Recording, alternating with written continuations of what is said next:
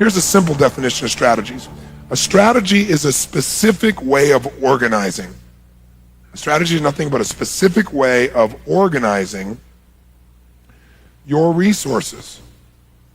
Strategy is a specific way of organizing your resources. Now, we know what it means to organize, right? In a specific way doesn't mean random. It means a very specific way of organizing your resources. What are your resources? Well, it depends on the strategy. If it's financial strategy, then your resources might be money, time, decision-making, the way you feel, because that's going to affect the way you use your money. How many follow that? Those will all be those. If we're talking about, let's say, love strategies, what makes you feel loved is there's only 5 possible elements for that.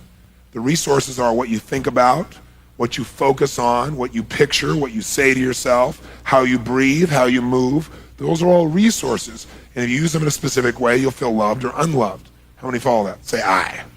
So a strategy is a specific way of organizing your resources in order to consistently produce a specific result. I'll say that slowly. In order to consistently produce a specific result. In order to consistently produce a specific result. Why do we want to consistently produce a specific result? Because the whole idea of a strategy is once you figure something out, you can do it as often as you want, every time, totally consistent, and it's a specific result you're after. So what's a strategy? A specific way of organizing your resources in order to consistently produce a specific result. So what's an example of a strategy? Well, as I already said, are there strategies for having too much month at the end of the money? Are there specific ways of organizing the way you spend money, the way you spend your time, the way you think about things, your emotion, your feeling, that will cause you to constantly have less money than you need? Yes or no? Yes or no? How many have mastered these in your past? Are there specific strategies for financial abundance? Ways of earning, ways of saving, way of spending, way of investing that will consistently cause you to have financial abundance? Yes or no? Of course there are. What other kinds of strategies are there? You tell me. What other kinds of strategies are there? Yes, sir. Strategies for cooking. Are there specific ways of organizing various ingredients and the heat you put them in, how much time you spend with it, that'll cause you to consistently get the exact result you want in baking, for example, or cooking? Yes or no? What do we call those? What do we call those strategies? Recipes, okay? Somebody else, what's another kind of strategy? Yes? I can't hear you. Okay, strategies for managing your time. Are there specific ways of organizing what you focus on, where you spend your time, how much time you spend on things in order to consistently feel like your life is being managed effectively? Yes or no? Sure. Are there strategies for becoming stressed? Are there strategies for depression? Is depression a strategy? Yes, it's hard to get depression. You got to work at it. You got to organize the resource of your breathing and your shoulders and the muscles in your body and your face and what you picture and the tone of voice you use and what you say to yourself and what you imagine to feel depressed. It's a lot of work. Now, if you practice it a lot, you get good at it and do it at will. Okay, but it is a strategy. It doesn't happen unless you do things that way specifically. Is joy a strategy? Is there a strategy for feeling joyful or happy on a consistent basis? Yes or no? How many found yesterday that if you organized your resources in a specific way, meaning the way you were breathing, the way you're using your face, you could be joyful or increase your happiness? If you did it a different way, you'd be depressed or frustrated. How many of you did that yesterday? Say I. So those are strategies. What other kind of strategies are there? Athletic strategies, peak performance strategies, ways of organizing what you think about, way you move your body, what you notice, what you anticipate when you're in a sport in order for you to consistently perform at your peak. Somebody else. Attraction strategies. Listen, when you get attracted to someone, it is a strategy.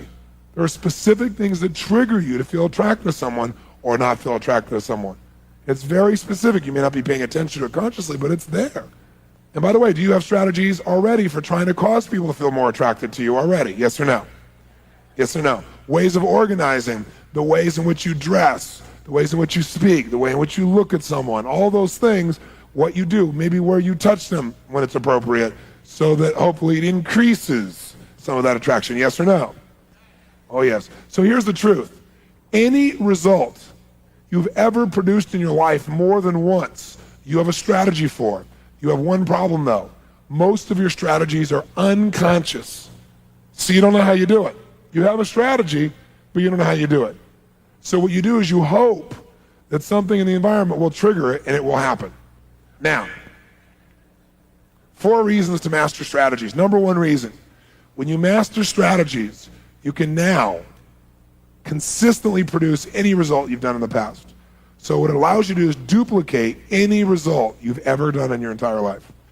So if you think of anything you've done you really like maybe you felt really attracted or really creative or really motivated or really in love, I don't know what it is. But anytime you've really felt that, you can now fire off that creativity at will, fire off that feeling of love at will, fire off that decisiveness at will. So there is no question you can do that for the rest of your life. That's the first reason you want to master strategies, consistency. Second reason you want to master strategies is it can help you to help anyone else you know to consistently get a result. See, once you know how to do this for yourself, you can also do it for somebody else. So if you have a friend who, let's say Shelly here, you've seen her before like totally on fire, driven, excited to do something, and now she is absolutely depressed and bored, you can help her find out what she does when she's really driven, and you can trigger that strategy for her and show her how she can trigger it for herself for the rest of her life so she never has to go through that again. Third reason to master strategies is to manage someone else. To manage someone else. See, if you work for me and I know your motivation strategy, instead of trying to motivate you the way I'd be motivated, which works for me and maybe not for you, I'll know what really motivates you and I get you to want to do something, not have to do something. There's a big difference. Like, for example, would you like to be able to get your kids to want to clean their room? You say, Tony, if you can explain that today, you are God. Okay? We're going to show you. The reason you're not getting through and getting motivated is you're trying to motivate them using your strategy. You're not doing it with their strategy. That's why it doesn't work. So once you understand strategies, you can elicit someone else's and use it to manage them effectively. And then the fourth reason to master strategies is because mastering strategies offers you really a way to model people. So if someone is outstanding, they're really, really good at something. Let's say Jason here can laugh at a drop of a hat and have fun, and you're serious as a heart attack. And you go, but I just don't think anything's funny. You could model Jason's strategy. You're getting himself in that place where he laughs so easily, and you'll find yourself laughing. Or if, John over here is unbelievably effective at making powerful decisions, and you can't make a decision what to have for dinner, you can model John's strategy and apply it, and all of a sudden you can make the same kind of quality of decisions. So strategies allows you to model as well. So number 1, helps you get a consistent result. 2, help anybody else get a consistent result for themselves. Number 3, chance to manage people effectively. Number 4, chance to model. Would that be enough reasons to really apply yourself today? Yes or no? What if I told you that I personally know John the baker? John the baker? Yeah. John has spent 25 years of his life to develop the ultimate chocolate cake. I know him personally. Now, the question I have for you is this. John has spent 25 years of his life to develop this ultimate chocolate cake. No one makes better chocolate cake in the world than John, the baker. The question is this. Can you and I, amateur bakers that we are, produce the same quality of chocolate cake as John the baker, even though we don't have 25 years of experience? Yes or no? Yes. How? By what? Do that again. How? That's right. By his recipe, which is also known as his strategy. So now you know what strategies are. Strategies are just like recipes. And since you know that metaphor, you already know most of there is to know about what a strategy is. Let's see, what does a recipe really do? It guarantees us that we can consistently produce a target state. Isn't that right? Like a specific quality of cake. Let's say that's the result. And so what it does is it tells us how to get that, and what it does is it gives us a set of what to start with. What's the first thing it tells us? Ingredients. So it tells us what ingredients to use, what specific ones, how much, what order, etc., to get this result. How often can you get this result when you know the recipe? How often? Every time. So the result, the chocolate cake we're going to go after, the recipe for chocolate cake we're after is called motivation, let's say. We have to find out exactly what you do to consistently get motivated. And it is as consistent as a recipe for chocolate cake. Or what is your recipe for falling in love? Many of you fall in love, but you don't know what happens. Or you have people you want to fall in love with you and you don't know their strategy. And you really love them, but you're communicating in a way that doesn't meet their strategy, so they don't feel it. So we want to be able to find out anyone's strategy, but first of all, our own to start with. So if John the Baker gave me his recipe, the first thing the recipe would tell me is what are the what? Ingredients. Now, are there unlimited elements that could go into some form of baking? Yeah, virtually unlimited, right? So you don't become overwhelmed. Years ago, bakers, people in the food business, came up with a way to take all these zillions of items and kind of group together the ones that relate to each other so they could think of them in smaller terms. And what that's called is chunking things together. And they created what's called the 5 basic food groups. So even though there might be almost unlimited types of foods, they all fit in one of those 5 groups, right? So that helps you not become overwhelmed. So you know that whatever John's recipe is going to give you, it's going to come out of one or more of those 5 groups, right? Well, in human recipes, in human strategies, there's only 5 types of ingredients as well. Lots of individual ones, but only 5 big groups. And those are, there are visual ingredients. What other kind of ingredients are there? Auditory ingredients. What else? Kinesthetic ingredients, which is sensations, right? Emotions, feelings. Olfactory ingredients, which are what again? Smell. And gustatory, which is taste. So we know, for example, to get motivated, as an example, an emotional state called motivation is the result of cooking the right ingredients in the right amounts in the right order and sequence. How many follow this? Say aye. Now, we could take these giant groups and make them a little bit more specific by saying there's 2 giant groups of visual ingredients. There are visual with a small e, which means visual external ingredients, or there are visual internal, I, ingredients. So we can subset these 2. You follow me? So for example, if you were to look up now and see me standing here, as you look at my body or see my face or just see me standing in this place, you're having a visual external or internal experience. Which one?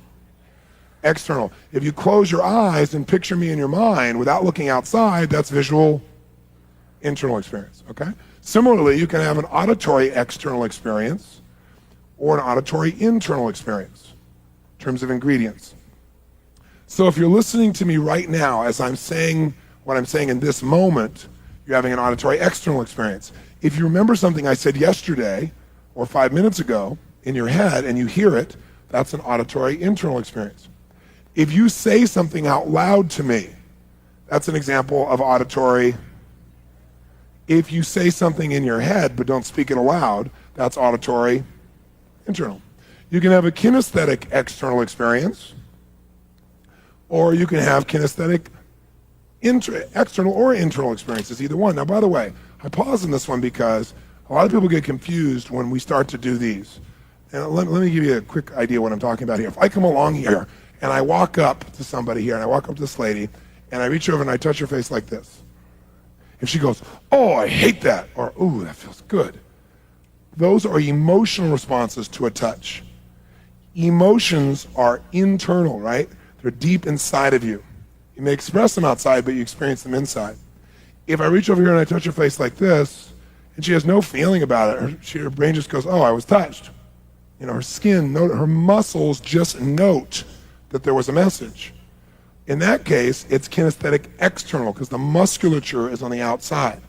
My moving towards her, my physical movement towards her, is an example of kinesthetic external. The feeling I'm having as I move towards her, good, bad, or indifferent, is kinesthetic. If I touch her like this and she slaps me, the slap would be kinesthetic. How I felt about it would be kinesthetic.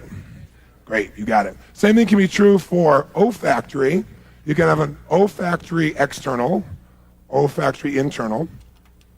You can smell something right now, external, or you can remember the smell of grandma's apple pie. And the same thing is true with gustatory, external or internal. You can taste something right now, or you can remember the taste. By the way, I should tell you that if you overeat on a regular basis, one of the reasons you overeat is you're not actually tasting your food, you are tasting the memory of past food. You're having a gustatory internal experience. What happens is you get something, you've had a lot of good feeling from in the past, you go to eat, or you're stressed especially, you go to eat, and as soon as you see the food, it triggers the hypnosis and you go into the state of that. And so you keep eating because you actually aren't feeling what's going on now. You're not feeling and tasting the sensations of now, you're tasting the memories. And so since you're not connected to your body in the present, you keep eating to keep triggering the memory. So it's an interesting process. So oftentimes it's so easy to change someone's overeating pattern just by taking them out of gustatory internal and putting them in gustatory external, where now they actually become associated to what's really going on. So these are the 5 ingredients. Most of us know these as the 5 senses, right? But there are 2 other words that are used for these. So when I use them, you'll know what they are and you won't be confused.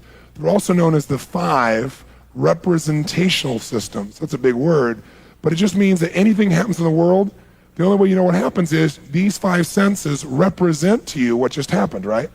Visually, you get a representation. Or another word for that is representation.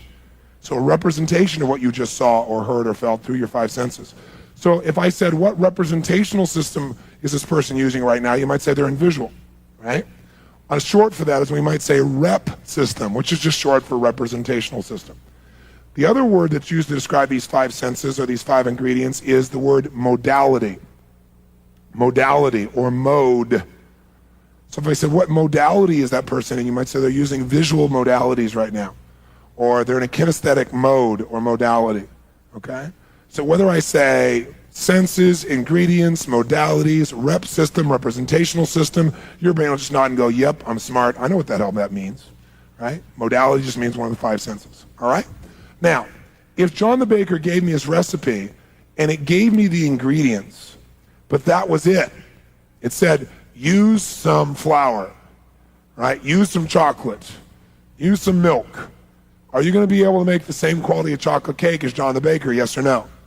No. So we need to know more than just the ingredients. What's the second thing we got to know? Tell me. That's right. We need to know the amounts and the qualities. What are going to be the amounts and qualities of each of these ingredients? Do we use 6 gallons or 2 teaspoons? Do we use, normal milk, or do we use low fat, or do we use buttermilk? Right? We use the same ingredient, but a different quality of it is going to create a very different chocolate cake. A different amount of it, very different chocolate cake. Does that make sense? So if you and I are using, let's say, motivation as our strategy, and you said, Tony, I made a picture to get motivated, I need to know the amounts and qualities. Was it moving or was it still, as an example? Would that change how you feel about it? Yes or no? Yes or no? A little or a lot? Okay?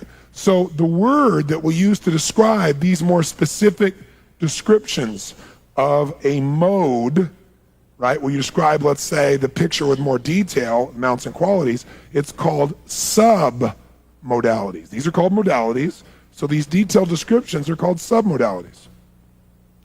So a visual submodality might be, a way of measuring visual might be, let's say, for example, whether it's in color or black and white, whether it's moving or still.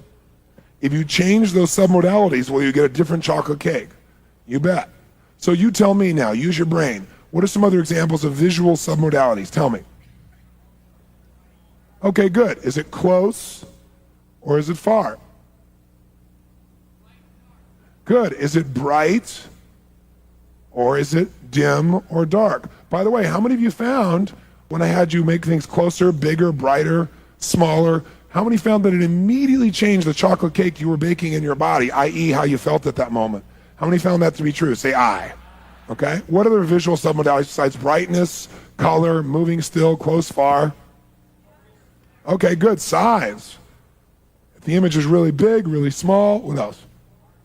Is it focused or is it defocused? Makes a big difference. Okay. Someone said the speed of the movement. Is it moving slow or fast? How about the direction of the movement? Does that make any difference? What if you imagine watching a monster movie and the monster's coming at you like this? Does that feel different if the monster's going, or if the monster's going, does it feel different in your body? You bet it does. Okay? So direction and speed of movement, close or far, moving or still. How about whether you're in the picture or watching? Does that change how you feel? Yeah, that's called whether you're associated or disassociated, in the picture or if you're watching it. What are some other visuals? Well, someone said feeling. Feeling is not that. You may see something and get a feeling, but that feeling is not a visual submodality. Well, another one is it two-dimensional or three-dimensional, right? Give me some examples of some auditory submodalities. Give me some auditory submodalities. Okay, volume, how loud it is. Tone, pitch, what else? Timbre, which is the quality of the sound. Tempo, the speed of the sound. Rhythm. Come on, what else? Okay. Harmony, if it sounds are in harmony or cacophony. Clarity, or lack thereof. The number of sounds. Sequence of sounds. What else? Emphasis, which sounds are emphasized most.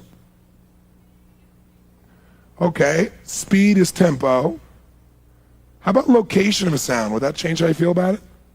Oh yeah. If you heard a sound and that sound was bump bump, bump bump, bump bump, bump bump, and you heard that sound, it was off in the distance over there, would that feel different than if it was right behind your head? Or what if it was in your own chest? Right, you start going, aliens, right? Right? All that process, location makes a difference. And sound has a direction very often. So if you hear an ambulance and you hear it like this,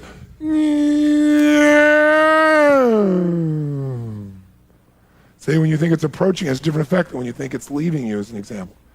So let's experiment, shall we? Okay, we're going to play with the submodalities here. So here's what I want you to do. I want you to imagine that totally sexy voice saying something to you that would definitely excite you. Definitely. Okay? What'd you say?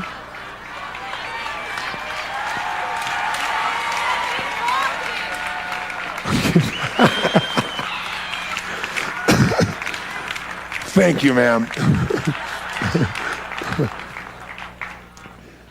Whatever voice works for you. I want you to imagine definitely breaking my pattern.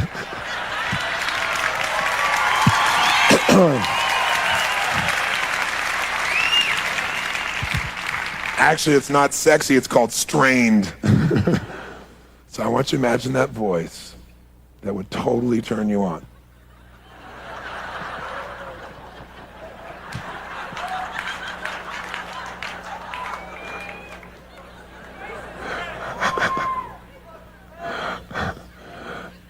And as you do, I want you to imagine it saying to you the thing that would totally excite you. If this person said this to you in this voice, you would feel juiced. Okay, think of what that voice would say to you. Just think of it. How it would say it to you, what the voice would say if it really excited you. I mean, really excited you.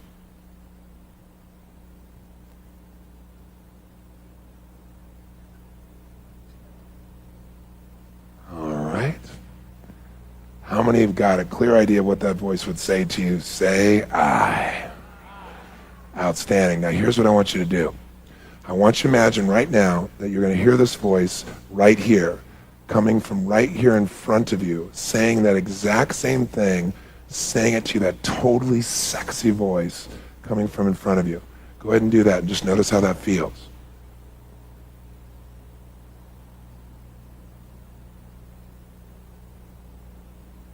And if that feels good, say yes. Good. Now open your eyes. Let go of that state for a second. Some of you don't want to come back. We're going to go right back to it. I just want to break the pattern for a second. It's okay. Now I want you to hear that voice saying that same sexy thing to you in that same voice, but I want you to hear it in your right ear this time. So this time I want you to hear it in your right ear. In your right ear. Notice how that feels. And if that feels good, say yes. That's right. Open your eyes. Let go of that feeling for a second. Okay, now this time I'm going to have you hear it, saying it to you in that totally sexy voice from behind you, and see how that feels. Go ahead.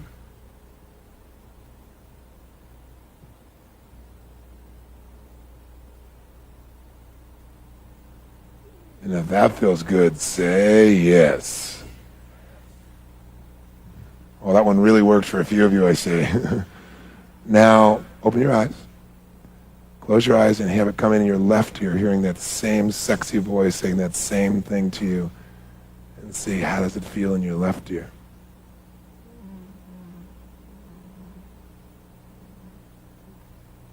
If that feels good, say yes.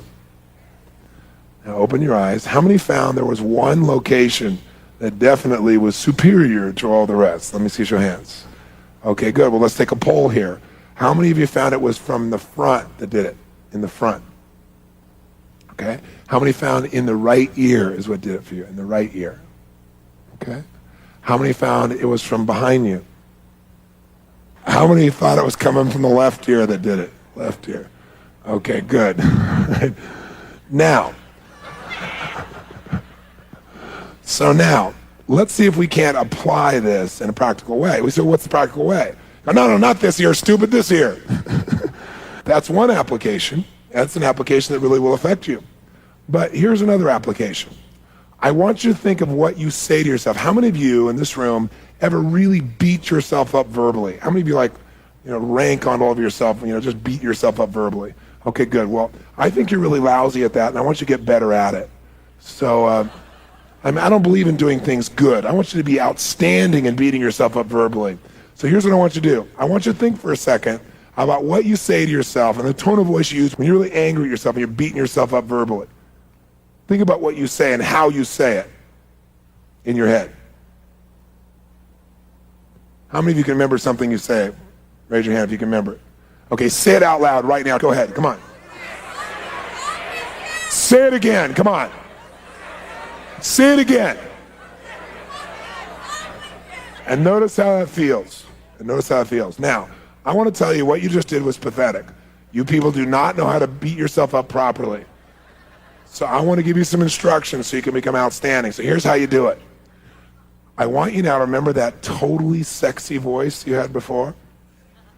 And I want you to remember the location that did it most for you, whatever that location was. And I want you to do is I want to beat yourself up with that voice and that location. All right, go ahead and try it. Sexy voice, perfect location. Say what you say when you normally beat yourself up. Come on, say it. Say it.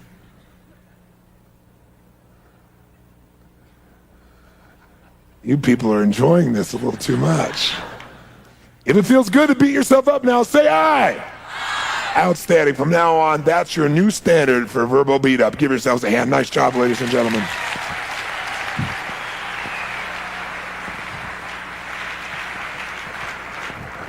So, as you can see, by making some subtle changes in tonality, tempo, and location, one can radically change how one feels about any auditory experience, especially even ones that are harsh in the words. Okay? Give me some examples of kinesthetic submodalities now. Give me some examples of kinesthetic submodalities. How many realize this ain't algebra, baby, at this stage? Say aye. This is the secret to turning on any emotions you want at will. That's what this is. So tell me some examples of kinesthetic submodalities. Okay, temperature, hot or cold. Okay, hot or cold. What else? Okay, texture. Smooth or rough. Someone just said pressure.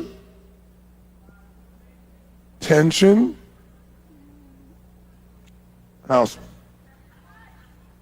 Hot would be under temperature. Okay, something rigid or flexible, something you feel rigid or flexible. Someone said location. Okay, anything changing size or shape you can feel. Okay, violent or subdued would be of what though? Violent pressure, tension, you know what I mean? That's a modifier of something other than a submodality. So I got temperature, texture, pressure, tension, rigid or flexible, size or shape. Okay, throbbing. Moisture, good, moisture. Intensity is a measurement. Intensity what? You can intensify brightness, you can intensify pressure, you can intensify so many things. So, what's that? Breathing, good. Okay, moving or still.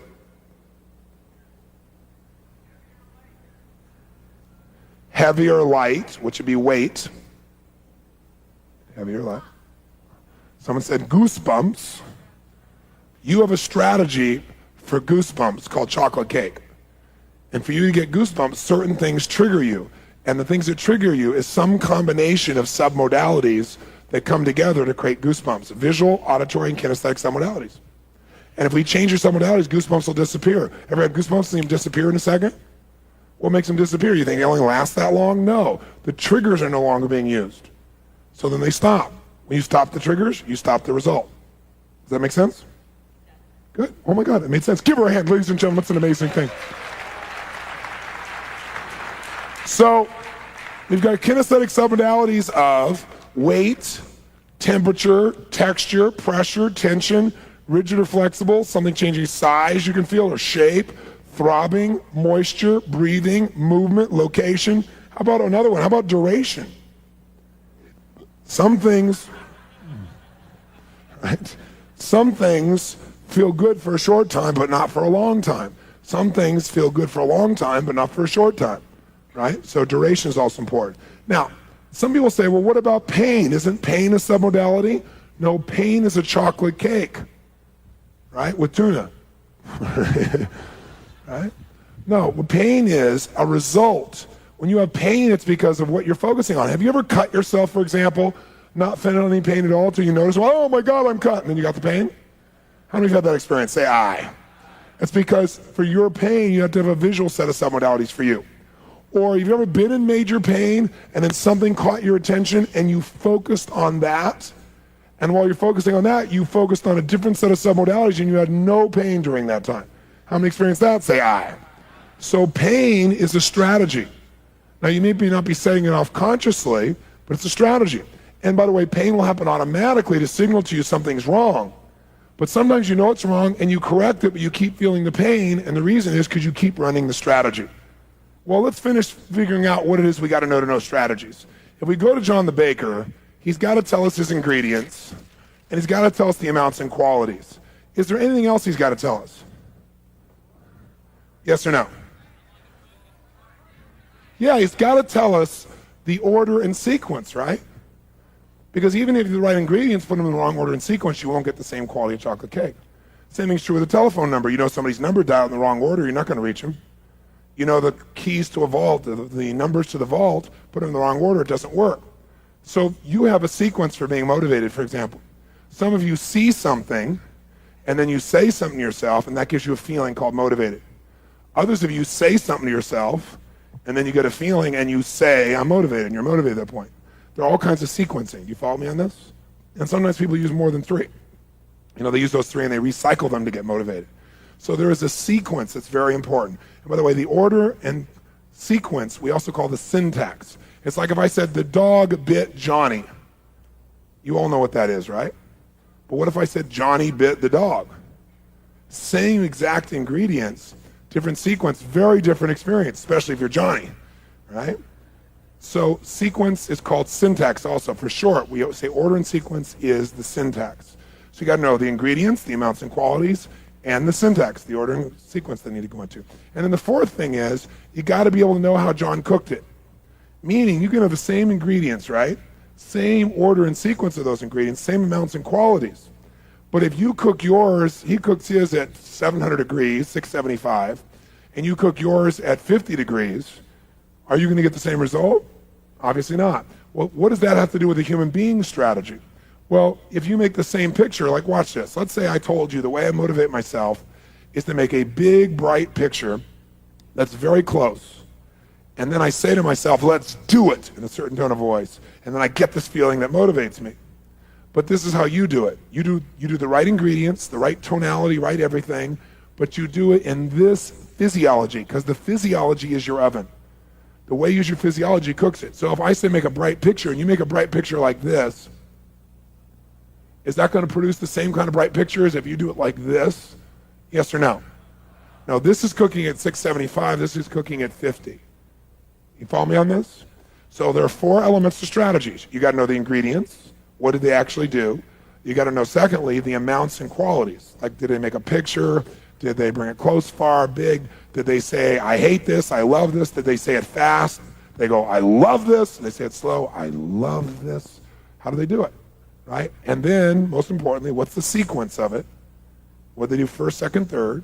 And then lastly, what was their physiology like when they were doing it, and for how long? They didn't cook it for 50 years. They cooked it for a certain period of time with a certain intensity. Okay? How many follow this? Say I.